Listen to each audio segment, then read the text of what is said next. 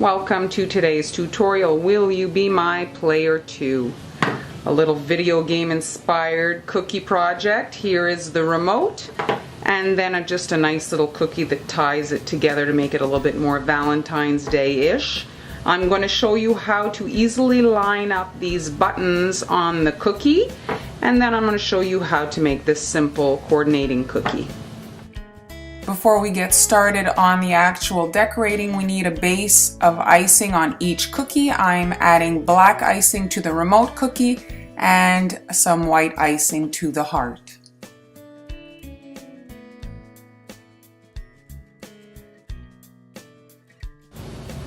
On to the next step. Here we have our two cookies. They've had time to crust. Here is the remote control template. You'll find this on Patreon. I've cut out the holes, and by airbrushing that, we're going to know exactly where to pipe. These will be piping guidelines. This will not be seen once the cookie is done. And with regards to the heart, here I've created a nice pixel heart template. I'm going to center that on the center there. And I'm going to be using this here, an embroidery, plastic embroidery mat, and I'll be able to create the little squares on my heart. Now moving on to the remote cookie, you'll find the template on Patreon. Please cut it out, and as well as the little holes there. We're placing that on top of the cookie. The icing is dry. I'm holding it in place with the tension hoop and some mesh, and then I'm airbrushing all the hole area with some white airbrush. The most difficult aspect of this cookie is repeating the buttons in the correct area, cookie after cookie. Now, by having these little dots, we know exactly where to position our icing. Now, here is my prototype, and what I'm doing here, if we look at a photo of an actual, if we look at the photo, here, these colored buttons, I don't want to mix all this icing. I'm doing it in white, and I'm going to paint them since the base is black and I can't mess that up. Here, this button is silver with a green X on it. I'm making a black button with a white X, again painted. Here, these buttons have like a bit of a raised area around each button, and so I'm piping a black line around the airbrushed circle, and then I'm coming in and filling that in gray. I darkened up my icing. I thought it was a bit light. Here we can see this one here. I've piped the circles around, and I'm going to be flooding those in gray. We're going to start by replicating here this area around the buttons. I'm working in black icing, the same as the base, and a 3-tip to create a bit of a bubble around the edge there. And so I'm piping around my airbrushed white circles that I made earlier, and this will allow me to repeat the design exactly without too much fuss. This would be even faster, I think, than using a copy cake, just lining everything up and making sure that you're focused.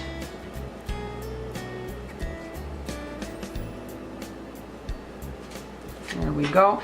And you can take your needle tool and just fix up the seam here where it meets up. Now I'm going to be working on these top buttons. I've switched the tip out, and I'm just filling in the white area here. I know how big it needs to be. There. And now here just a dot till my white is hidden. And even if some is showing, not a huge deal. Immediately grab your white with, I've got a 1.5, and I'm making an X on there to replicate the emblem here, logo. At the top, my icing is quite stiff, and so I'm coming in with my needle tool to pull.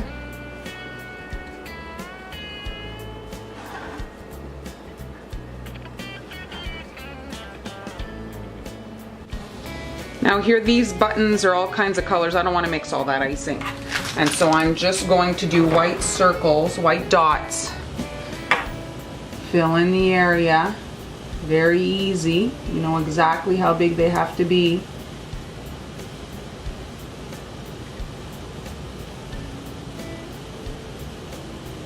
buttons.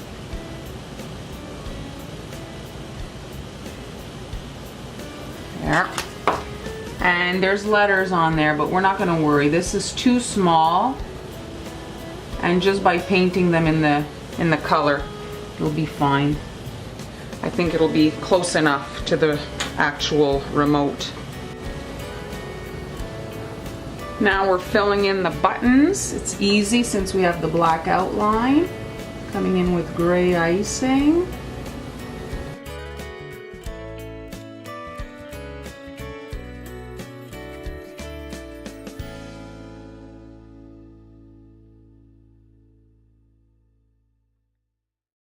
At this point you can be done with the icing if you want, or if you want to be very detail oriented. Here there's some dots on these two buttons, and this one here has like a plus on top of it, and you can just do that by adding a little bit of extra icing on the two smaller buttons. Just 4 dots. There we go. And then this one here is a little bit trickier. I'm eyeballing. It's kind of like a rounded plus. And now the final step of the remote, painting the buttons. I'm using some airbrush color right out of the bottle. I'm painting each button exactly like the original remote, and then adding a little bit of fluorescent green to the X there in the center of the remote.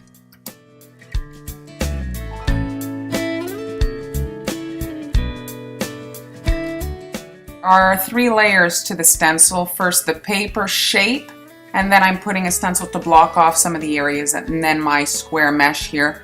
And I'm airbrushing in red, and when I lift it off, certain parts of it will not have gotten painted, so I can put back my paper stencil, and now when I place this back on, I can paint in pink, and so I'll have a 2-toned heart. Here's the prototype, just to show you if you wanted to add a little bit more color. I just put the net back on and airbrushed a blue border. And then I wrote directly on the heart, and it completely hid my nice pixelated heart.